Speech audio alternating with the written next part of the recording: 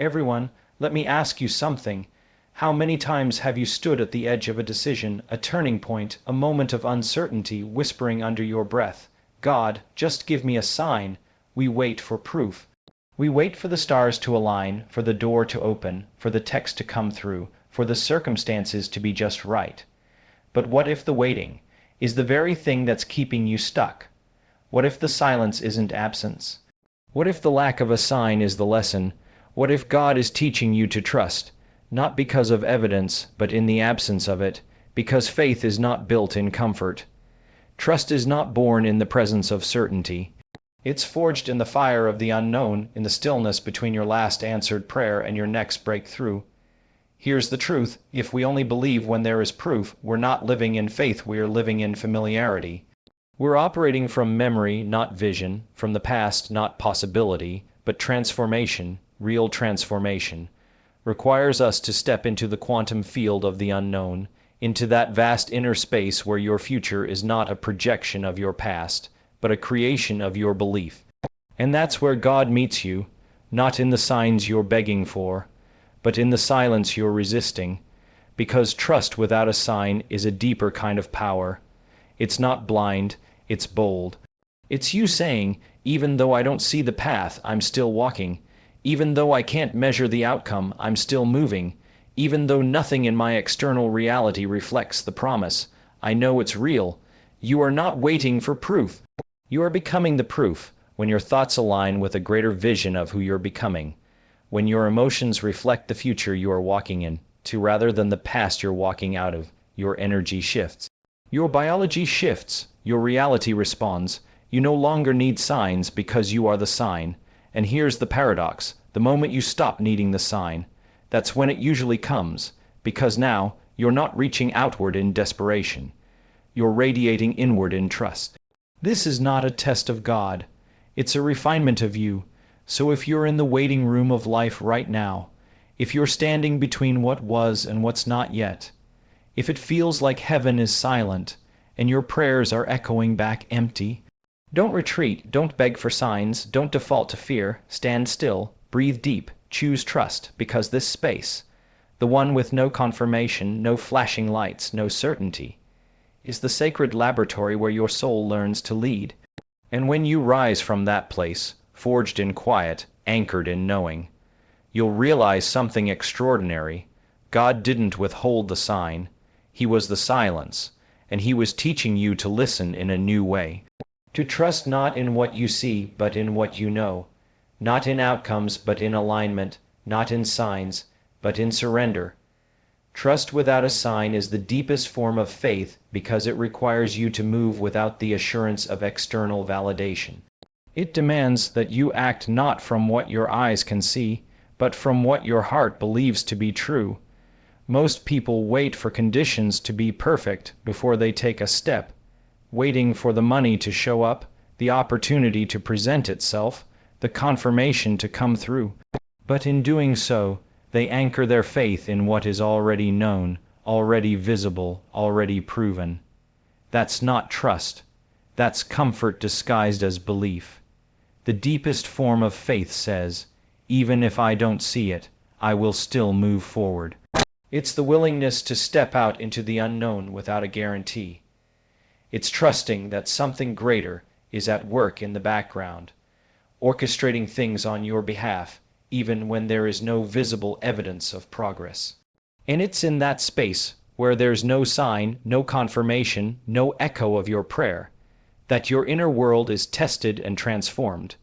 When you operate from that depth of trust, you're no longer driven by reaction. You stop being pulled around by your circumstances. Instead, you begin to create your reality from a place of internal certainty. That's when true change occurs, when your actions are no longer dictated by what's happening outside of you, but by what's unshakable within you. This kind of faith isn't passive, it's active. It calls for decision, movement, and presence in the face of the unseen.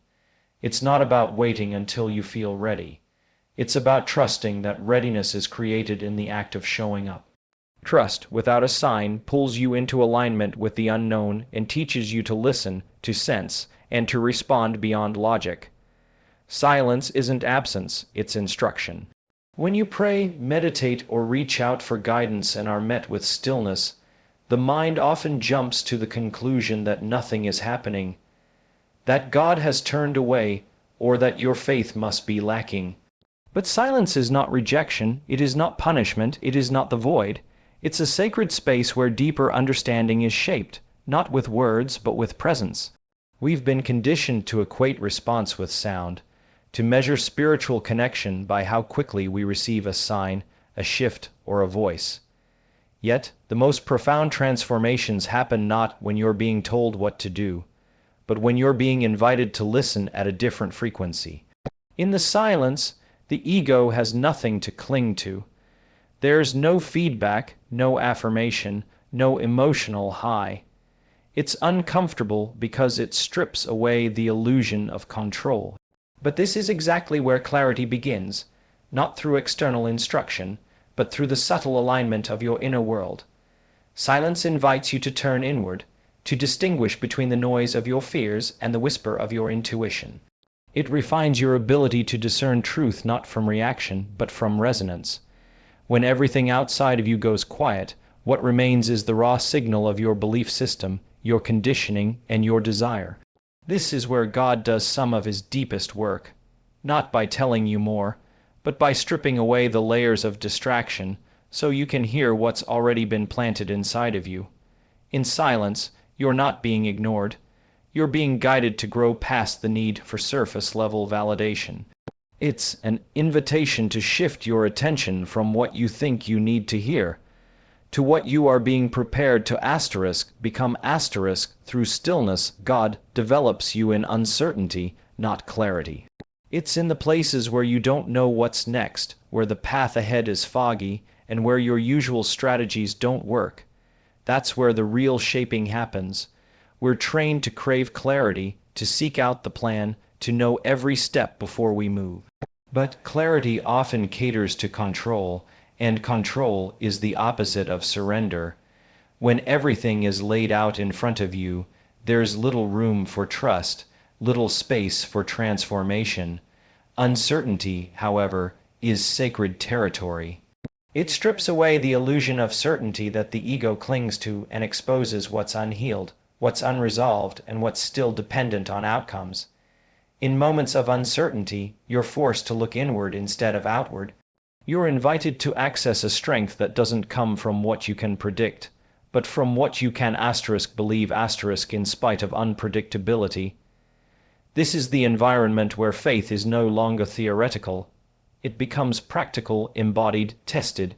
God uses uncertainty not as a punishment, but as a tool for refining your character, for deepening your awareness, for cultivating endurance.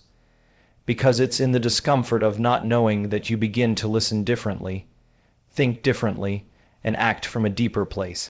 Uncertainty reveals your attachments, what you thought you needed, who you thought you were, and how tightly you were holding on to outcomes. It dismantles false security and rebuilds you on the foundation of presence and trust. It's in that wilderness space, where old maps don't work and the new ones haven't appeared yet, that God teaches you to navigate by faith, not by sight, and in that process, something shifts inside of you. You stop needing the answer right away, because you begin to realize you're being developed for something bigger than the question itself. Faith, rooted in evidence, isn't faith. It's familiarity. When you only believe after you've seen the outcome, after the door has opened, after the situation has resolved, you're not operating from faith. You're responding to confirmation. That kind of belief is reactive. It's dependent on what's already happened, on what can be measured, proven, or explained.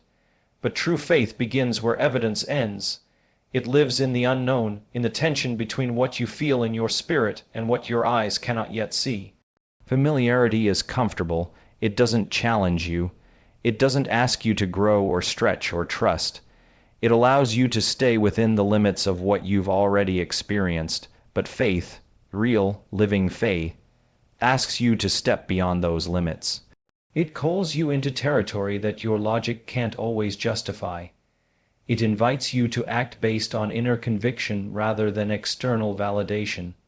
That's where growth happens. That's where transformation becomes possible. When you're always waiting for proof, you remain trapped in a cycle of hesitation. You only move when conditions seem favorable. You only take the leap when the outcome looks guaranteed. But faith doesn't work like that. It moves first, it speaks first, it risks first. It doesn't require the full picture. It only needs a seed of conviction. And when that seed is nurtured, not by proof but by persistence, something powerful begins to shift within you. The irony is that the most miraculous changes often occur when you move without knowing how it will work out. That's when the atmosphere shifts. That's when doors open that logic said should stay shut. Because faith isn't waiting for something to prove itself. Faith is the proof that something greater is already unfolding behind the scenes. You become the sign when you stop needing one.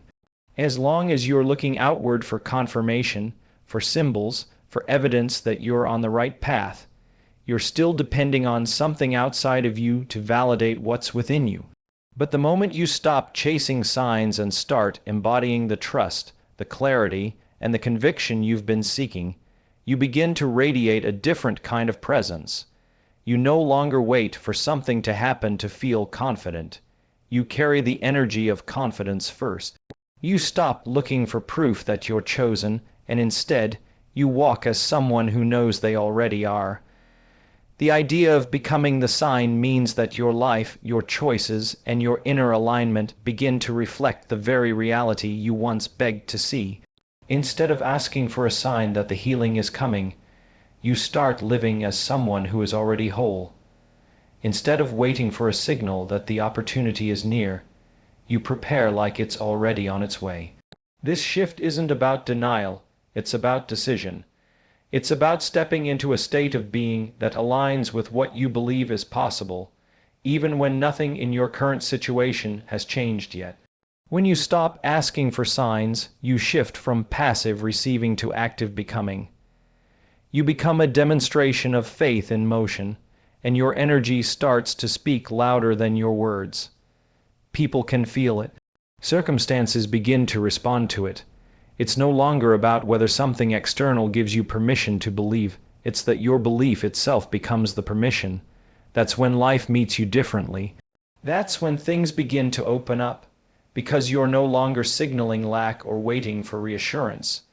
You're showing up as the evidence of what you once hoped would appear. Transformation begins where certainty ends. As long as you're holding tightly to what you already know, you're anchoring yourself to the past. Certainty feels safe because it offers structure and predictability, but it also limits growth. The human mind is wired to seek familiarity, but the soul is designed to evolve.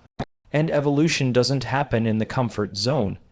It happens in the space where you're stretched, where you're unsure, where you're being asked to move forward without knowing exactly how things will unfold. In that uncertain space, everything that no longer serves you starts to rise to the surface. Old thought patterns, outdated beliefs, and emotional habits you didn't even know you were carrying begin to get exposed. This discomfort isn't a sign that something's wrong. It's a sign that something new is being born. Real transformation requires the letting go of certainty so you can step into a higher level of being, one that's not defined by your past experiences, but by the vision of who you're becoming. You can't control transformation.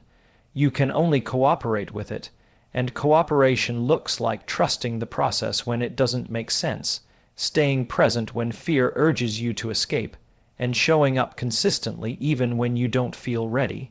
It's in these moments, when you feel off balance, unsure, or stretched, that your inner wiring begins to shift. The unknown becomes the place where new possibilities are planted, where you start creating from a new state of consciousness, not just repeating old outcomes. Certainty may give you a sense of security, but it rarely gives you a breakthrough. If everything in your life is predictable, you're not transforming, you're repeating. It's only when certainty ends that you begin to step into the mystery, where real, lasting change takes root. God is not testing you. He's refining you. It's easy to interpret hardship, delay, or silence as some kind of spiritual examination, like you're being judged or graded on your level of belief. But that view keeps you stuck in fear and performance.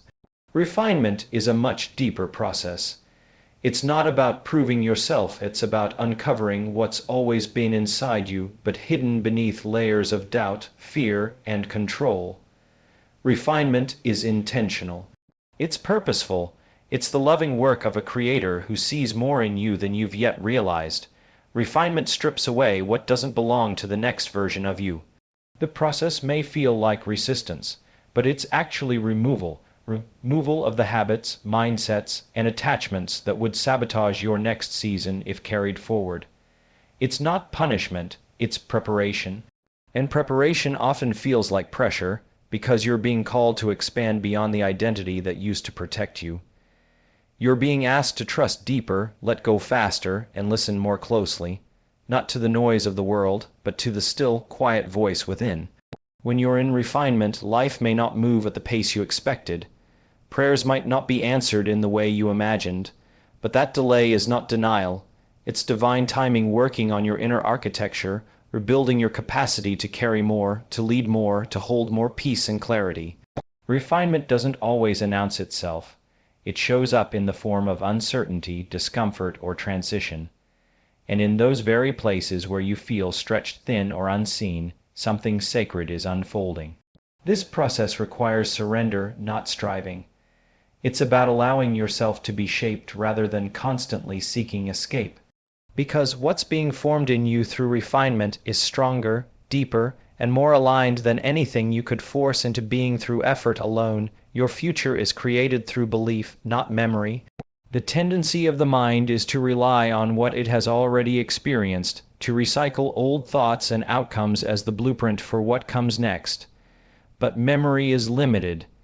It's a record of the past, a collection of known data. When you live from memory, you recreate the same emotional patterns, the same reactions, the same outcomes. You end up predicting your future based on what already happened, instead of stepping into what is truly possible. Belief, on the other hand, is expansive. It doesn't need proof to take form. It simply needs your alignment. Creating your future through belief means you begin to shift your internal state to reflect the reality you desire before it shows up.